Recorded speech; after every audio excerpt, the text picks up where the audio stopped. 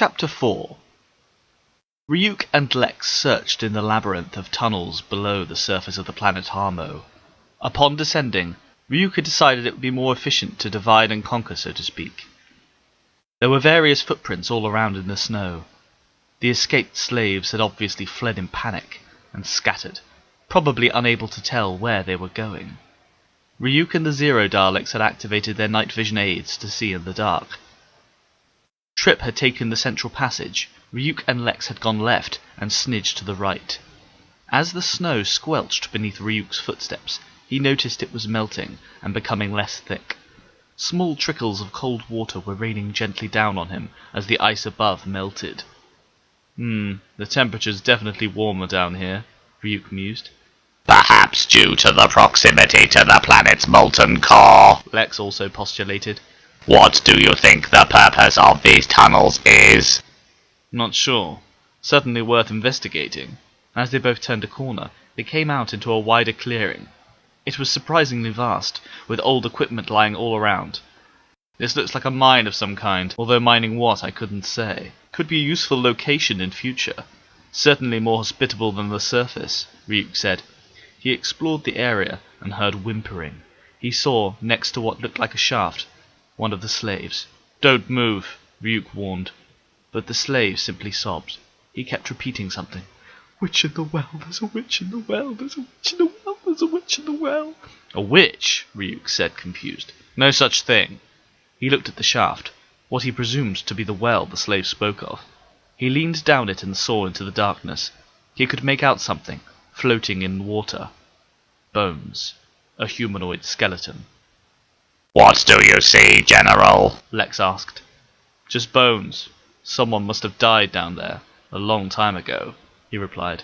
At that moment, a female voice spoke from all around. "I did." The slave screamed and cried. "The witch! The witch!" Ryuk watched in fascination as an apparition of a woman looked down at the distressed slave. "What are you?" Ryuk asked, looking at the woman, who had a bob of white spiky hair and a resplendent blue gown on. Her lips were the same blue. He would have thought her attractive, if not for the fact she was see-through. Who are you talking to, General? Lex inquired. Lex looked to the same spot as Ryuk and the slave and saw nothing. "A woman, but she's not really there. A ghost? Or a hologram?" Ryuk considered. "Ever the inquiring scientific mind, Ryuk," the woman said. "How do you know my name?" he asked warily. "I can read your thoughts as plainly as a book. And in answer to your question, I am neither a ghost nor a hologram. But I am probably closer to the latter. Think of me as a mental projection," the woman said. Her face was elfin and not unfriendly, but regardless the slave had shut his eyes and was crying into his hands. "Projected from where?" Ryuk asked. The woman looked to the well. "So, you're an echo?" "That is probably the best description, but I prefer frost. Harrmow was not always a cold planet. It was my curse. I brought ice to everything I touched. When I became 20 years of age, my power consumed the entire surface." Frost said. "That's impossible. Humans can't transform matter through living contact," retorted Ryuk. "No more than they can shoot fire from their hands, but you've seen impossible things today, haven't you? Things you can't explain. And there is a lot more to the universe than things you know, Ryuk, of the Conquest Army Zero," Frost declared. "So you're what? Magic?" "Ha!" asked Ryuk with a small laugh. "You laugh because your mind is closed. Primitives often cite things that are beyond their comprehension as magic, so the term fits. My people were scared of my power. The ice claimed their homes, so they took me down here to the mines and tossed me in the well, hoping to end the curse. I died shortly after. I was barely a woman, and they murdered me because I was different. But I got my revenge on them. I live on, like this, and the curse did not end. The snow became heavier, the ice colder, until life was barely sustainable here. It had been hundreds of years since life existed here, and then the Daleks came with their slaves, hoping to make something of Harrmow. But you try in vain. Leave now, while you can," the witch warned. Ryuk's mind was racing. It was a lot to process. Magic, Ghosts? It went against all the laws of science, but the evidence was right in front of him. Lex was even more confused, listening to a one-sided conversation, but he could tell his general was concerned. Ryuk peered down the mine once more, seeing the bones of Frost. "I'm sorry," he said quietly. The apparition blinked in confusion. "I beg your pardon?" she said. "I'm sorry for what was done to you. I know what it's like to be different, and to be persecuted for it. Sometimes I think the Daleks would happily toss me into a disintegrator chamber if the Emperor did not order them not to. I know what it's like to have a life you didn't ask for, and to wonder what it would be like to be just like everyone else. And I'm sorry," he said. She could tell he was sincere. She approached him and put her hand up to his face. It was like she was touching him. His face felt cold, although he could feel no actual touch there. "I can tell that you are most unusual," she said, her blue eyes boring into Ryuk's. Suddenly, a hefty laugh interrupted the tender moment. "This is all very touching," shouted Dayo, who had been watching from the sidelines, accompanied by another of the escaped slaves. "But what does any of this have to do with me? I'm hardly a witch, and I'm not cursed, except for being bound by those you speak to, as a slave! This fire that courses through me, what is it?" Dayo asked. Ryuk glared at him. He quietly placed a hand on his sword, preparing to draw it at a moment's notice. Lex had his gun trained on both Dayo and the slave. Frost turned her attentions to Dayo.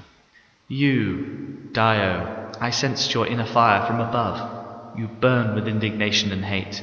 I related to your suffering, to your resentment, and I sensed something inside you, something familiar. All it needed was a little push, and it freed your gift," Frost explained. "Gift? You turned me into a freak!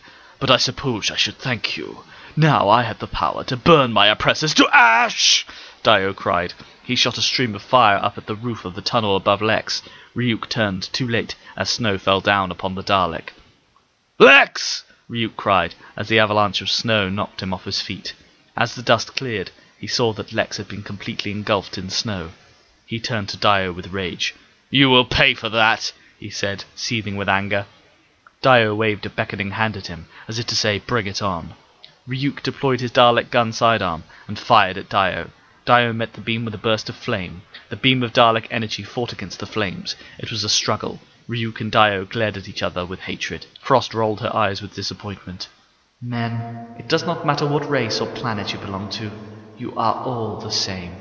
Always thinking with your egos and nauseating testosterone. I awoke your powers for more than this, Dayo.